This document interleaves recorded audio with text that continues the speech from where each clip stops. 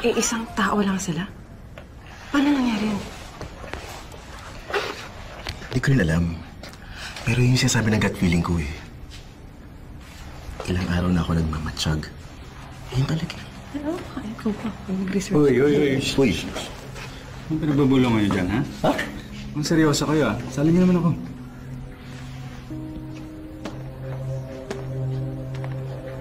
Ano? Pagkakatiwalaan natin yan.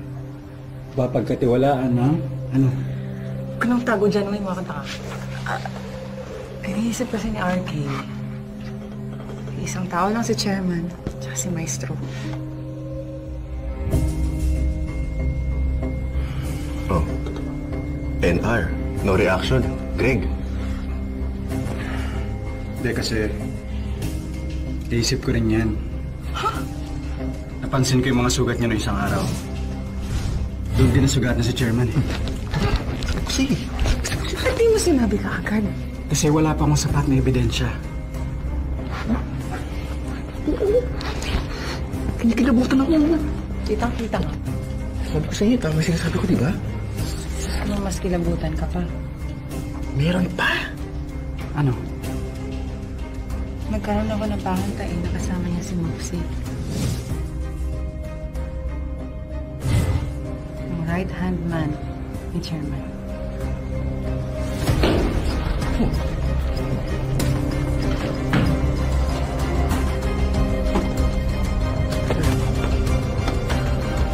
Sandoval! Sir? Yeah, pinagre-report ako sa Central Command.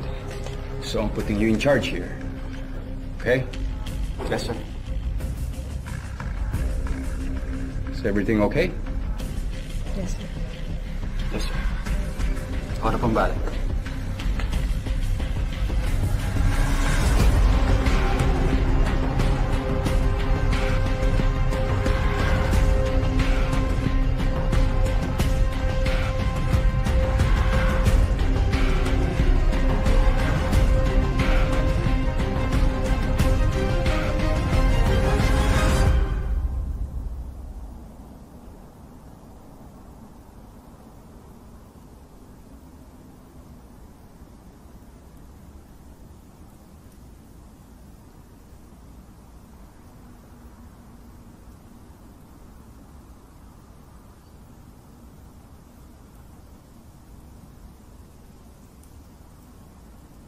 Ano kaya sasabihin ni nanay pag nakita niya tayong magkasama? Tatlo. Alam mo ba, madalas siya napapagod. Lately. Alam mo kung yung tadhana siguro kung hindi kaya tayo pinagkiwahiwalay, ano na kaya kalagayan natin? Eh, di tayo magkakaaway. Sama-sama tayo. Tsaka, nag-a-attendan tayo ng mga special occasions sa life natin like birthdays, graduation, mga party, kung ano-ano pa. Hindi ko maintindihan mga bagay na pinagdaraanan. Di mapilang ang buong hinga. Hinahanap hanggang saan makakaya. Di mapigilan na mapagod, kakahanap ng sagot sa paghihirap ng puso.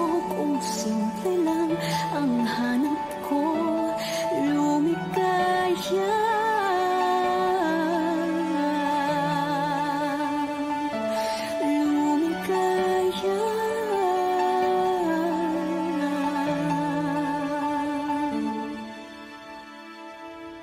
Ngayong narinig ang tinig mo,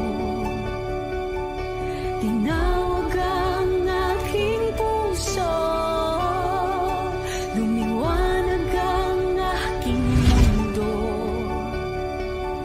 naging tiyak ang lahat kong siguro. Di mapigilan magpatuloy, basta't hawak kamay tayo sa pagharap, sa pagsubok hanggang sa dulo. Tayo'y lumikaya.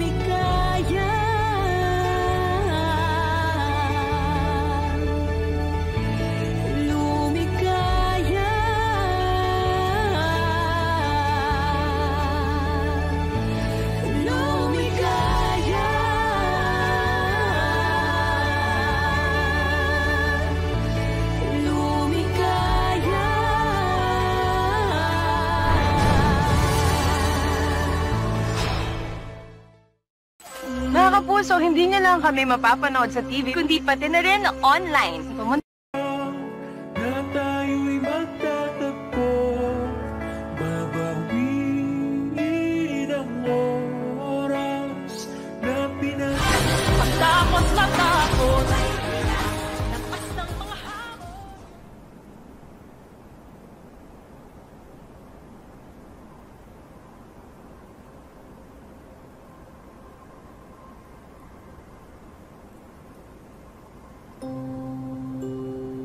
Bakit ba lingon ka ng lingon sa phone mo, anak? May hinintay lang po akong update kay Greg ako sa isang op.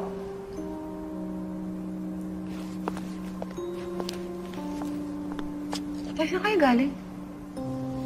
Tinawagan kong Tito Raul mo.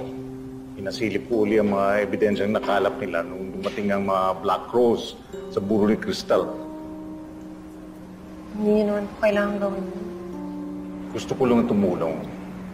At saka para sa ikakapanatag ng loob namin, gusto namin makitang safe ka na. Ayon sa PVOX, nakapagtala ng pagyanig ang bulkang Pinatubo. Kasalukuyan nilang minomonitor ang pag-aalboroto ng nasabing bulkan, kaya naman ipinatigil muna ang pagtanggap ng mga turista sa nasabing lugar. Manatiling nakatutok sa 24/7 News para sa mundo. Anak, yan na ba yung sinasabi nilang sakuna? Pag hindi na kompleto yung mga hiya sa tinakdang panahon?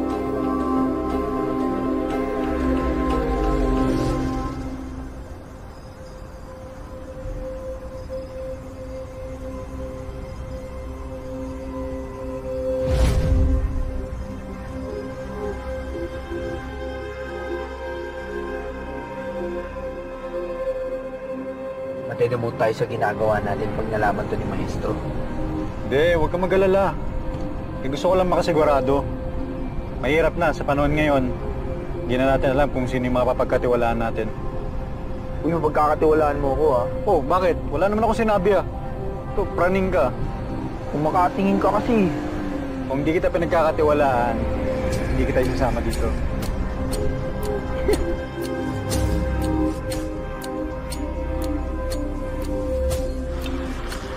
Teka, bakit sila nandito? Akala ko ba sa Central Command sila pupunta? Anong lugar to? Tingnan natin. Tara.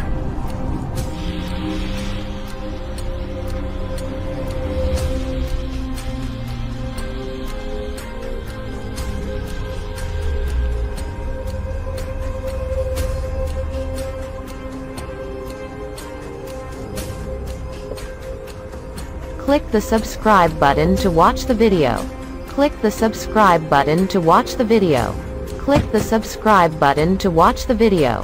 Click the subscribe button to watch the video. Click the subscribe button to watch the video. Click the subscribe button to watch the video. Click the subscribe button to watch the video. Chairman, ready na yung dugo ni Crystal for transition. Okay, good.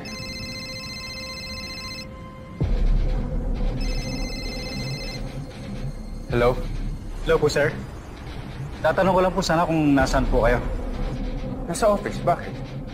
Sa office po. May papapirman po sana kasi akong report eh. Look, just email it to me. Okay po, sir. Copy po.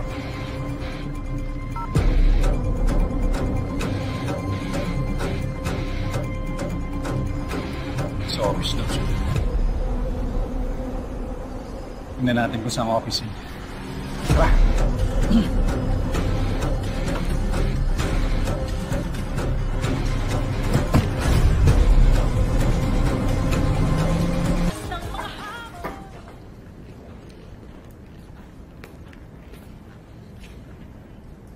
Jem, may update na sila, Greg. Wala pa eh. Kaya ba? Hindi pa rin natin alam ang whereabouts ng bounty hunters at Black Rose. Pero may bagong na-decode si RT sa Copperplate. RT.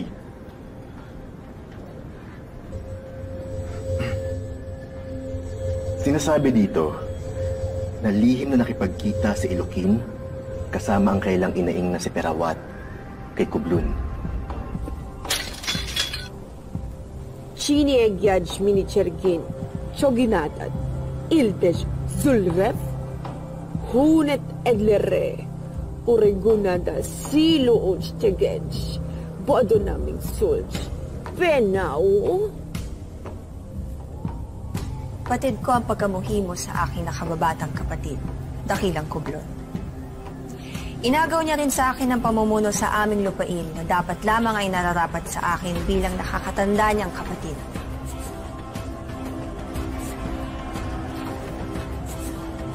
Shinar Tainerdes. Ireyo? Kung mamarapatin mo, ay nais ka namin maging kaisa sa paggapi kay Olduha. Ipinapangako ko sa iyo ang 3 sa 7 hiyas kung tutulungan mo kung pabagsakin siya.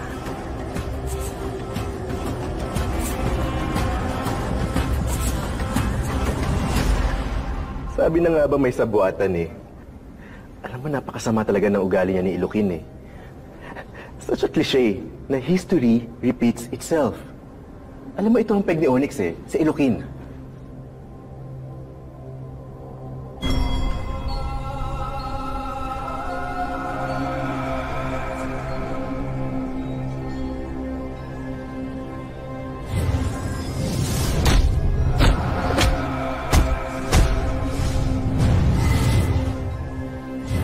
Jem, ano nangyayari?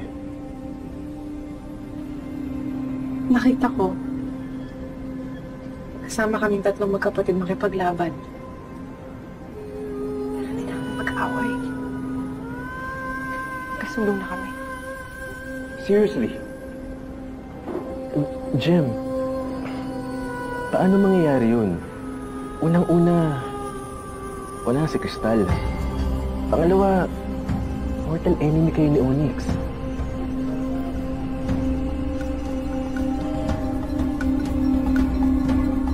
Hindi ko din alam.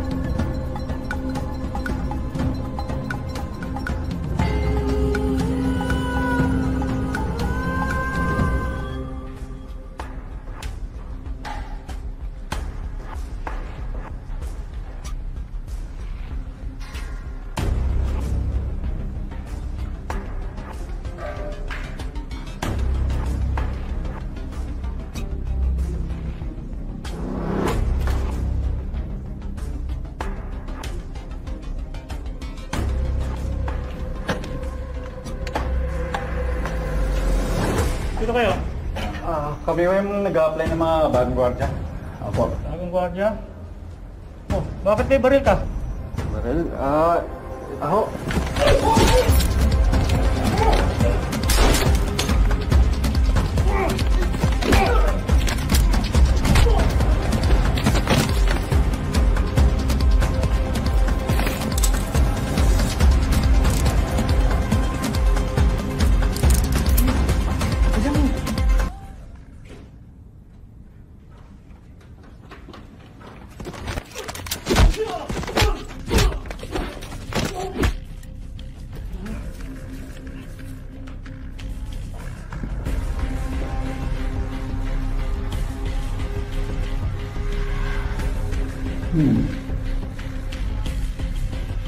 Lupa.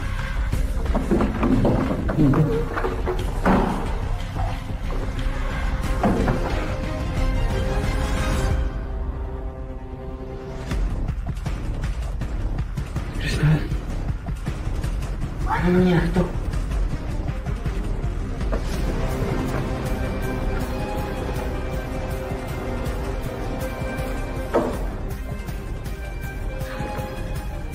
Wala akong signal. Ako rin. Malamang may signal dyan ako dito. Ano ba, lumabas ka? Tumawag ka ng backup. Eh, paano ka? Sige na, ako na bahala dito. Sige, ingat ka.